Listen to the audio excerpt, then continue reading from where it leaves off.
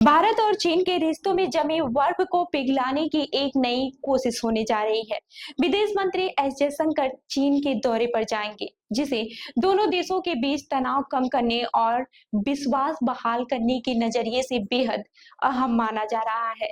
क्या यह दौरा पुरानी कड़वाहट मिटाकर भारत चीन संबंधों में नई शुरुआत कर पाएगा? नमस्कार, मैं उरूबी सिंह और आप देख रहे हैं सुदर्शन भारत न्यूज।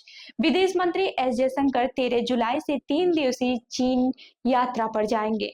यह जानकारी शुक्रवार को विदेश मंत्रालय के सूत्रों ने दी। जयशंकर की यह यात्रा बीजिंग से शुरू होगी और फिर वह तियानजिन में शंघाई सहयोग संगठन यानी कि एससीओ के विदेश मंत्रियों की बैठक में हिस्सा लेंगे। इस समय एससीओ की अध्यक्षता चीन के पास है।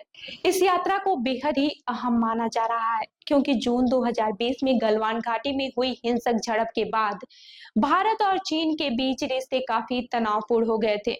तब से अब तक दोनों देशों के विदेश मंत्रियों की मुलाकातें अंतर्राष्ट्रीय मंचों पर ही सीमित रही। जयशंकर की यह यात्रा पहली बार होगी जब वे गलवान की घटना के बाद सीधे चीन की धरती पर जाएंगे। वहीं विशेषज्ञों का मानना है कि यह दौरा भारत चीन संबंधों में विश्वास बहाली और स्थिरता की दिशा में एक बड़ा कदम हो सकता है।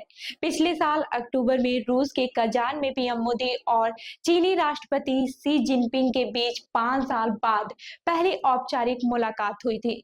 इस दौरान पीएम मोदी ने स्पष्ट किया था कि भारत चीन संबंध आपसी सम्मान, विश्वास और संवेदनशीलता पर आधारित होनी चाहिए। इस कड़ी में रक्षा मंत्री राजनाथ सिंह और एनएस अजीत डोभाल पहले ही चीन का दौरा कर चुके हैं। बीजिंग में हुए एससीओ सुरक्षा सलाहकारों की बैठक में डोभाल ने पाकिस्तान स्थित आतंकी संगठनों के खतरों को गंभीरता से उठाया था। वहीं राजनाथ सिंह ने चीन के रक्षा मंत्री से मुलाकात कर सीमा पर शांति और कैलाश मानसरोवर यात्रा की बहाली जैसे मुद्दों पर चर्चा की थी।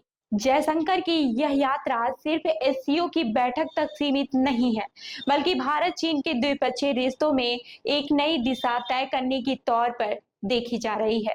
चीन के साथ रणनीतिक और कूटनीतिक संतुलन बनाए रखना भारत के लिए वर्तमान वैश्विक स्थिति में बेहद अहम माना जा रहा है। तो इस खबर पर आपकी क्या राय है, हमें कमेंट करके जरूर बताएं। और ऐसी ही अन्य खबरों के लिए देखते रहिए सुदर्शन भारत न्यूज। धन्यवाद।